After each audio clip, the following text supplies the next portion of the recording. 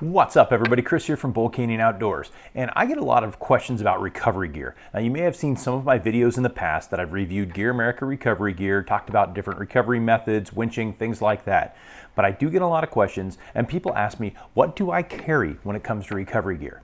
So I'm going to take you out to the garage. I'll show you everything that I carry when I go on runs. And keep in mind, I'm leading all kinds of runs. I teach recovery gear classes, so some of it may seem a little bit overkill. So I'm going to show you the what and the why of what I carry for recovery gear.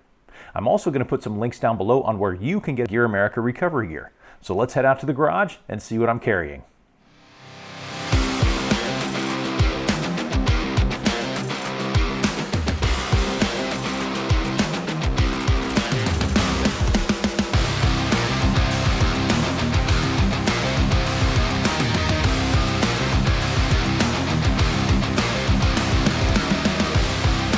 So here I am at the back of the Jeep. So I'm going to go through what I carry every time we go out when it comes to recovery gear. Now I do have a couple of bags, two. I have a primary bag and a secondary bag. Sometimes I just go out with the primary bag, but normally I will have both of them here.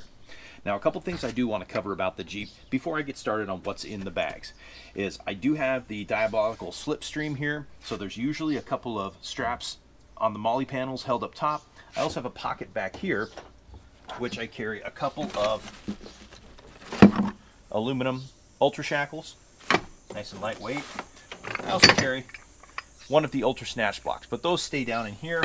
I don't use them that often, and that just stays nice and snugged up in the back of the Jeep.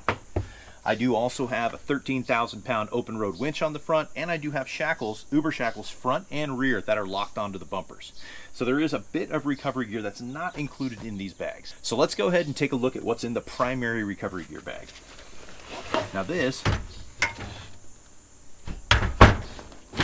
is GearAmerica's recovery gear bag. So let's take a look and we'll see what's inside.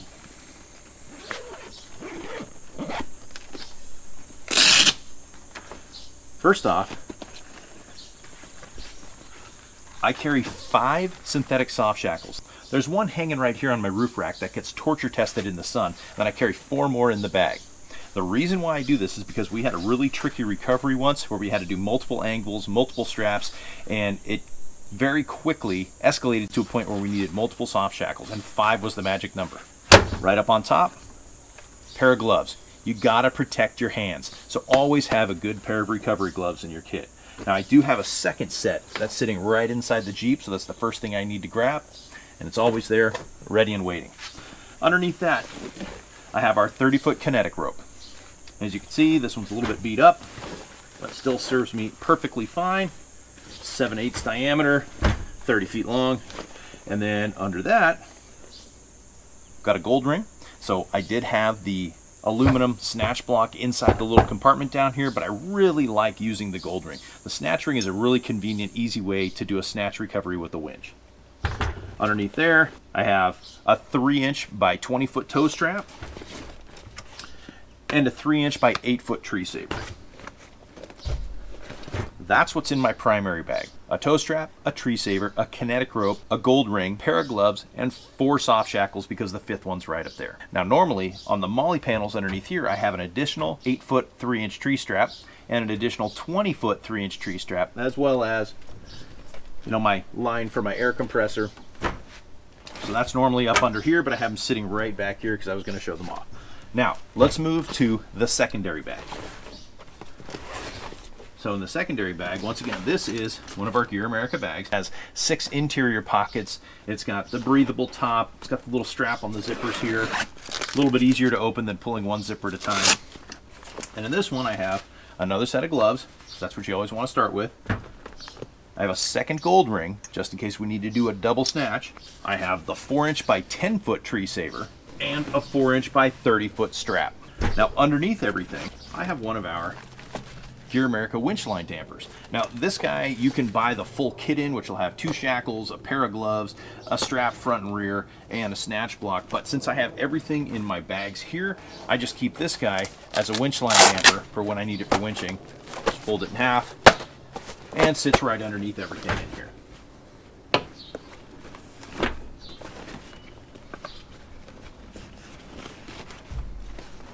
Whew.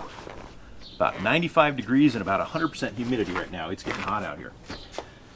So there's my 2 bags that I carry everywhere I go. In addition to having stuff on the front and rear of the vehicle, the winch, and a couple other items underneath the storage compartment, the primary and secondary bags make it super simple. They're a convenient size, they're easy to move around, and I can still carry all of our gear if we're going camping, hiking, whatever. But that way I've got everything covered. I've got a pair of the 8-foot tree savers, a pair of the 20-foot toe straps, a single 10-foot tree saver, and a single 30-foot toe strap.